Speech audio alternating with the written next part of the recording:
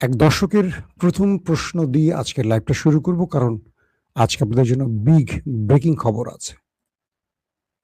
স্ক্রিনে দেখতে পাচ্ছেন, এক দর্শক প্রশ্ন করেছেন, এক শ্রেণীর লোক শুধু গাজওয়াতুল হিন্দ নিয়ে পড়ে আছে, আর এক শ্রেণীর লোক ময়দানে কঠোর পরিশ্রম করছে। এই দুই শ্রেণীর ব্যক্তির ভেতরে সবচেয়ে কোন শ্রেণীর লোক আপনার কাছে দামি বলে মনে হয়? যিনি প্রশ্নটি করেছেন তাকে অনেক অনেক ধন্যবাদ, কারণ আপনার এই প্রশ্নটি খুব উপযুক্ত সময় করেছেন। আমরা মুসলমানরা সবচেয়ে বেশি পছন্দ করি কি জানেন? সবাই লড়াই করবে, আমরা ঘরে বসে দেখব। আমাদের ইমানের শক্তিটা হলো ঘরে বসে দেখা। গজওয়াতুল হিন্দ আসবে আর বিজয় লাভ করবে, এই হাদিস থেকে বা আমাদের বড় বড় স্কলারদের এই বক্তব্য থেকে আমরা কি শিখলাম? ঘরে বসে আরামে ঘুমানো। একদিন হয়ে যাবে, বিজয় চলে আসবে, আমাদের কি টেনশন, আমাদের কি দরকার? কিন্তু যারা ইরানের ময়দানে, লিবাননের ময়দানে, গাজার ময়দানে, ইয়েমেনের ময়দানে যারা লড়াই করছে, আফগানের ময়দানে, তাদের আর আমাদের মধ্যে আকাশ পাতাল পার্থক্য। আল্লাহ রাব্বুল আলামিনের কাছে আমরা আব্দুল্লাহ বিন উবাইর অনুসারী হয়ে যাব, মানে মুনাফিকদের, যারা ঘরে বসে দেখেছে। আর যারা ময়দানে বসে লড়েছেন, তাদের আর আমাদের মধ্যে পার্থক্য আকাশ আর পাতাল।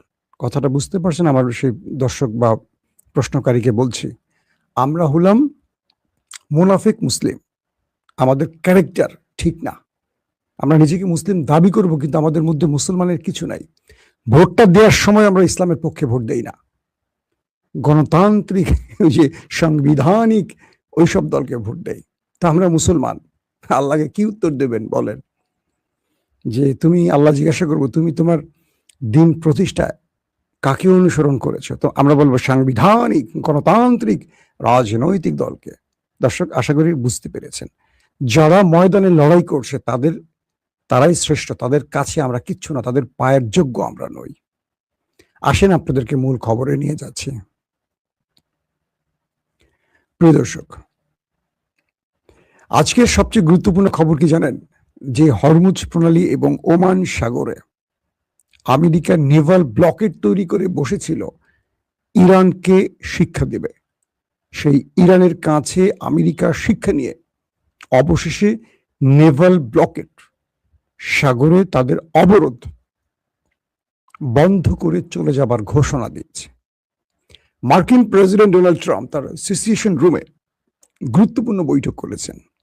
তারপর তার ট্রুথ সোশ্যালে তিনি জানিয়েছেন, ওমান সাগর থেকে তারা ব্লকেট তুলে দিয়ে চলে যাচ্ছেন। তাদের হাজার হাজার সেলার, যারা নৌবাহিনীর সদস্য আছেন নেভির, তারা পরিবারের কাছে ফিরে যাবে। ট্রাম্প বলছেন, আমরা আমাদের নেভাল ব্লকেট তুলে দিচ্ছি এবং আমরা চলে যাচ্ছি, এবং ইরান তারা তাদের নিউক্লিয়ার বা পারমাণবিক বোমা কখনো তৈরি করবে না। কে বলছে? Donald Trump. ইরান কখনো পারমাণবিক বোমা তৈরি করবে না। 2, ইরান হরমুজ প্রণালীতে কোনো প্রকার টোল আদায় করবে না। 3, ইরান এই অঞ্চলে শান্তি প্রতিষ্ঠায় আর কোনো সংঘর্ষে জড়াবে না। পাশাপাশি তিনি বলছেন, ইরান মার্কিন যুক্তরাষ্ট্রের এই বিষয়গুলো মেনে চলবে। কে বলছে? Donald Trump.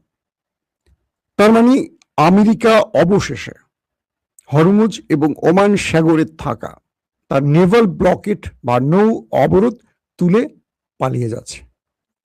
ট্রাম্প নিজে যখন এই ঘোষণাটি দিলেন যে ইরান এটা করবে না, এটা করবে না, এটা করবে না, তখন ইরানের সর্বোচ্চ নেতা আয়াতুল্লাহ আলী খামেনি জানিয়েছেন, ট্রাম্প ফেক। আমাদের সাথে ট্রাম্পের এমন কোনো চুক্তি হয়নি যে আমরা নিউক্লিয়ার বোমা বানাবো না। আমরা নিউক্লিয়ার বোমা বানাবো না, এটা তো পূর্বেই জানিয়েছি। বরং আমরা এটা শান্তিপূর্ণ কাজগুলো, কর্মসূচিগুলো, যেমন বিদ্যুৎ তৈরি, মানব সেবায় যে নিউক্লিয়ার ব্যবহার, চিকিৎসার জন্য, এগুলো আমরা অব্যাহত রাখবো, এটা ঠিক আছে। কিন্তু ট্রাম্পকে বলিনি আমরা নিউক্লিয়ার বানাবো না, এই ঘোষণা তাকে আমরা দিচ্ছি না আলাদাভাবে। 2, আমরা হরমুজ প্রণালীতে টোল আদায় করব না, এই কথা ট্রাম্পকে আমরা কথা দেইনি, এটিও তিনি ফেক বলেছেন। এখন প্রশ্ন হলো তাহলে ট্রাম্প নিজেই কি নিজের মুখ রক্ষার জন্য এই ঘোষণা দিয়ে এই অঞ্চল থেকে পালাচ্ছেন? এটি ঠিক। যখন তিনি দেখলেন যে মার্কিন যুক্তরাষ্ট্রের তেলের সংকট তৈরি হয়েছে, আমেরিকা বিভিন্ন দেশ থেকে তেল নিয়ে যে রিজার্ভ করেছিল সেটা প্রায় ফুরিয়ে আসছে, পাশাপাশি আমেরিকার ভেতরে তেলের দাম কয়েকগুণ বেড়ে গেছে, সেখান থেকেও চাপ আসছে। অব্যাহতভাবে পুরো পৃথিবী থেকে এখন তেলের জন্য চাপ আসছে। একদিকে দাম তো বেড়েছে, অন্যদিকে তেলের সংকট সৃষ্টি হয়েছে। এটার সমাধানে ট্রাম্প বাধ্য হয়ে হরমুজ থেকে চলে যাচ্ছেন, কারণ ট্রাম্প এখান থেকে চলে গেলে অনায়াসে বিভিন্ন দেশ ইরান থেকে অন্ততপক্ষে তেল নিতে পারবে, তেলের সংকট কমবে। পাশাপাশি ট্রাম্প তার নেভাল ব্লকেট তুলে দিলে ইরান হয়তোবা এই পথটাকে আবার খুলে দেবে, তখন অনায়াসে যে কোনো দেশ তেল নিতে পারবে টোল আদায়ের মাধ্যমে। তাহলে আমরা এক বাক্যে এইটুকু বুঝলাম, অবশেষে ইরানের কাছে হার মেনেছেন মিস্টার ডোনাল্ড ট্রাম্প, কারণ ইরানের সাথে পূর্ব চুক্তি ছাড়াই তিনি হঠাৎ করে তার নেভাল ব্লকেট তুলে দেওয়ার ঘোষণা দিয়েছেন এবং তার সকল নেভির সদস্যরা এখন তার দেশে ফিরে যাবে। তো এই খবরটি হলো আজকের সবচেয়ে বড় ব্রেকিং খবর, যেটা নিয়ে ইরানের সাথে হরমুজ প্রণালীতে বন্দর আব্বাসে, কেশমপুরে ব্যাপক তাণ্ডব, অ্যাটাক, পাল্টা অ্যাটাক এগুলো চলছে। যখনই আমেরিকা বুঝতে পেরেছে যে ইরানকে এই পথ দিয়ে কাবু করা যাবে না, ইরান তার অজস্র বিকল্প পথ তৈরি করে রেখেছে। প্রতিদিন ইরানের আকাশে ড্রোন, যুদ্ধ বিমান ঢুকিয়ে ট্রাম্প বারবারই বড় রকম ধাক্কা খেয়েছে এবং ইরান সতর্ক পদক্ষেপে শত্রুর প্রত্যেকটি অ্যাটাককে পাল্টা অ্যাটাকের মাধ্যমে প্রতিহত করেছে। তো আমেরিকা বুঝলো যে এখানে আমার নেভিকে বসিয়ে রেখে বিশাল অর্থ খরচ ছাড়া আর কিছু আমার ঘরে আসছে না। অন্যদিকে তেলের বাজারের যে দুরবস্থা, এটা সংকট কাটাতে হলে এখান থেকে আমেরিকাকে চলে যাওয়ার বিকল্প কোনো পথ খোলা নেই। গেল এই বিষয়টি। দ্বিতীয় যে বিষয়টি আসছে, লেবাননে ব্যাপক অ্যাটাক চলছে।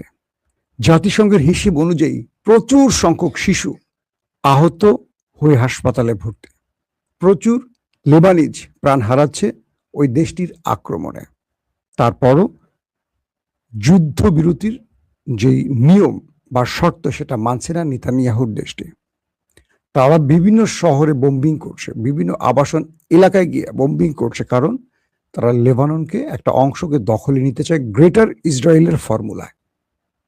পাল্টা লেবানিজ তরুণরা বা হিজবু বাহিনীরা প্রতিরোধ করছে, অ্যাটাক করছে, কিন্তু একটি ক্ষুদ্র বাহিনী কতটুকু পারে একটা বিশাল প্রযুক্তির, উন্নত প্রযুক্তির রাষ্ট্রের সাথে, যাকে পুরো পৃথিবী অস্ত্র দিয়ে সহযোগিতা করে, তারপর হিজবু বাহিনী যত সামান্য তার প্রস্তুতি নিয়েও দারুণ মোকাবেলা করছে।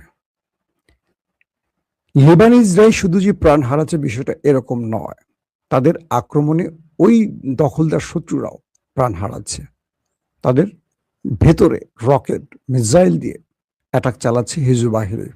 তবে এই মুহূর্তের যে ব্রেকিং খবর, লেবাননের গুরুত্বপূর্ণ কয়েকটা শহরে ব্যাপক অ্যাটাক করে প্রচুর মানুষকে হতাহত করেছে ওই দেশটি। পাশাপাশি গাজার ভেতরেও তারা কয়েক দফা আক্রমণ করেছে। গাজার সাথে যখন সমঝোতা হয়ে গেছে, যুদ্ধবিরতি হয়ে গেছে, তখন গাজা ফ্রন্টে আবার ওই দেশটি আক্রমণ করে যুদ্ধকে আরেকটার দিকে নিয়ে যেতে চাইছে। অর্থাৎ এরা দুর্বলের উপর সবসময় এভাবে সরব থাকে। দুর্বলকে মেরে এরা পৃথিবীকে কি বার্তা দিতে চায় আশা করি বুঝতে পেরেছেন। যদি ওই দেশটির, ইসরায়েলের কথা বলছে, তাদের বুকে পাটা এত বড় হয়, বুকের পাটা বড় হলে তারা তুরস্কে একটা আক্রমণ করে দেখাক, তারা আমেরিকাকে ছাড়া ইরানে আক্রমণ করে দেখাক। তারা আমেরিকা ছাড়া ইরানে আক্রমণের দুঃসাহস করে না, সবসময় আমেরিকাকে চারপাশে বসিয়ে মাঝখান থেকে চোরের মতো আক্রমণ করে। ইরান বলেছে, তোমাদের যদি মুরত থাকে আসো আমাদের সাথে লড়তে, তোমরা ওই আমেরিকাকে টেনে আনো কেন? এবার তো আমেরিকা সহই ধোলাই দিয়েছে ইরান।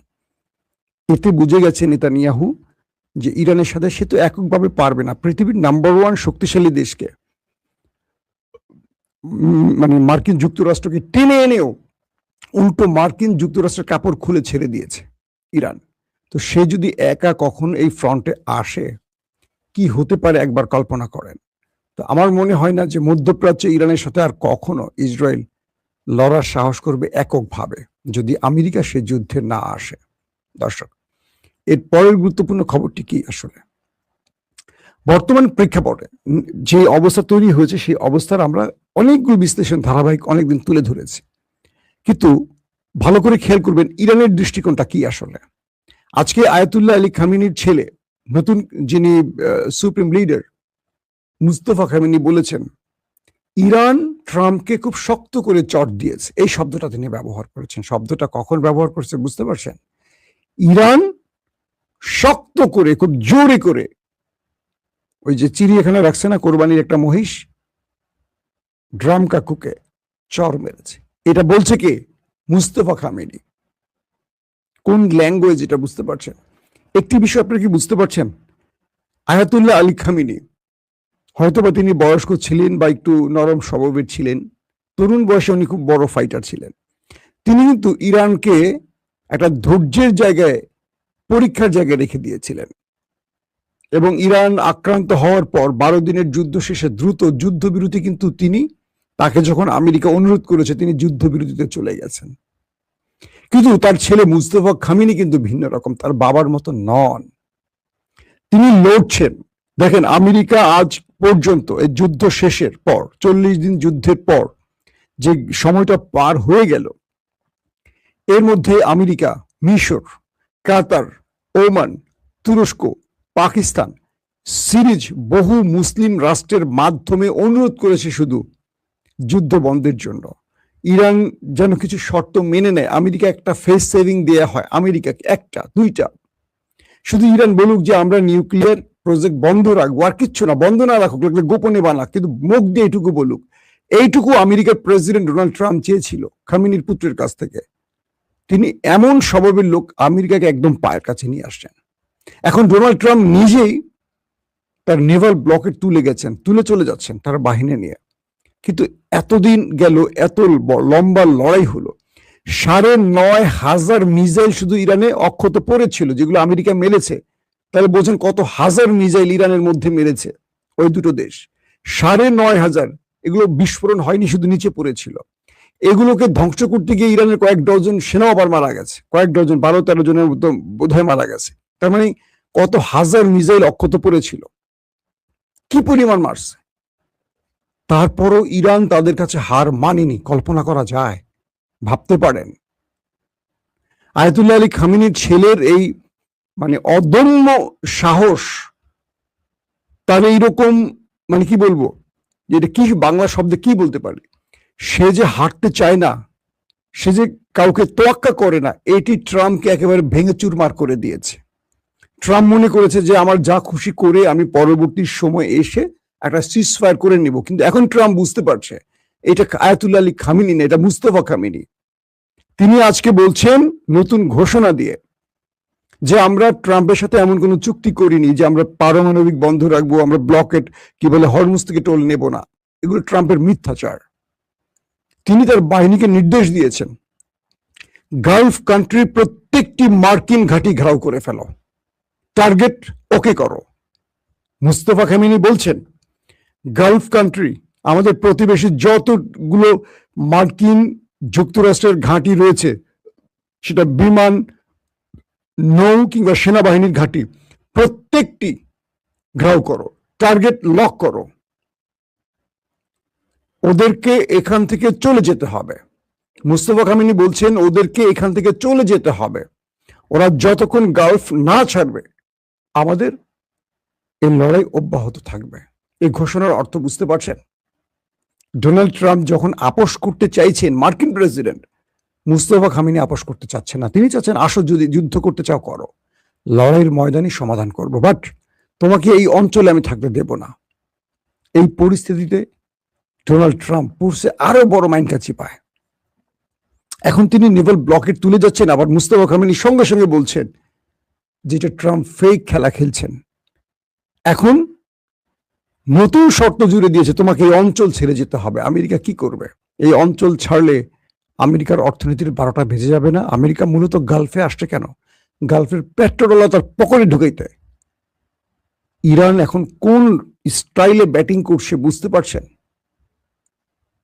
ইরান তার নতুন নতুন চমক হাজির করছে। আওয়াসি কামাঙ্গির এক প্রতিরক্ষা ব্যবস্থা দিয়ে আমেরিকাকে মোটামুটি ধসিয়ে দিয়েছে। ইরান বলছে আরো সারপ্রাইজ রেখেছি ঘরে। হঠাৎ করে সিএনএন উন্মোচন করে দিল ইরানের মিসাইল সিটি শান্ত পাহাড়ের গুহার নিচে, ভেতরে 16,000 মিটার নিচে, 1600 না 16,000 মিটার নিচে বিশাল একটা মিসাইল সিটি বানিয়েছে, মাইলের পর মাইল। সেখানে পায়ে হেঁটে আপনি চলতে পারবেন না, আপনাকে গাড়িতে করে চলতে হবে। হাজার হাজার মিসাইল লঞ্চার বানিয়ে ইরান রেখে দিয়েছে। আমেরিকা কি করেছে? বাংকার ব্লাস্টার মেরে সে মিসাইল তো ধ্বংস করতে পারছে না, তার মুখ বন্ধ করে দিয়েছে। ইরান বিকল্প পথ তৈরি করে দিয়ে সে মিসাইল বের করে এনেছে। ইরানের সাথে আমেরিকা লড়বে কি? ঘোষণা দিয়েছিল না ট্রাম্প যে আমরা সব মিসাইল ধ্বংস করে দিয়েছি? একটা মিসাইল ধ্বংস করতে পারিনি। মিসাইলের যে সিটি, তার যে গুহার মুখ, সেটা বন্ধ করে দিয়েছে। সেটা বিকল্প পথ আবার তৈরি করেছে। সিএনএন তার রিপোর্টে দেখিয়েছে, উপগ্রহের লাইভ ভিডিও দেখিয়েছে সিএনএন। হাজার হাজার মানুষ কাজ করে বিকল্প পথ তৈরি করে ফেলেছে। তার মানে আমেরিকা ইরানের ব্যাপারে যে ধারণা নিয়ে এই যুদ্ধের ময়দানে এসেছে, তার পুরো ধারণা ভুল প্রমাণিত হয়ে গেছে। এখন ইসরায়েল আমেরিকা কপালে হাত দিয়ে বসে আছে যে কার সাথে লড়তে এসেছি। তাদের একটা টার্গেট ফুলফিল হয়েছে না, তারা রেজিম চেঞ্জ ঘটাতে পেরেছে, না তারা নিউক্লিয়ার তাদের হস্তগত করতে পেরেছে, না তারা ব্যালিস্টিক প্রোগ্রাম ধ্বংস করতে পেরেছে। মাঝখান থেকে আমেরিকা ইসরায়েল উল্টো নিজেদের ক্ষতি করে 12টা বাজিয়েছে। ইরানের ক্ষতি হয়েছে, হয়নি তা বলছি না, কিন্তু ইরানের চেয়েও তাদের ক্ষতি বেশি হয়েছে। পুরো পৃথিবীর কাছে আমেরিকার পরাশক্তির তকমাটা গা থেকে খসে পড়ে গেছে এক ইরানের ধোলাইতে। এর চেয়ে বড় পরাজয় আমেরিকার জন্য আর কি হতে পারে? আর ইরান আমেরিকাকে ধোলাই দিয়ে পৃথিবীতে পরাশক্তির কাতারে নিজেকে তুলে নিয়ে এসছে। পৃথিবীর যে কোনো দেশ ইরানের দিকে তাকাতে হলে এখন 14 বার না 100 বার চিন্তা করবে। এটা ইরান যারা আমেরিকাকে পরাজিত করেছে। আল্লাহ হাফেজ।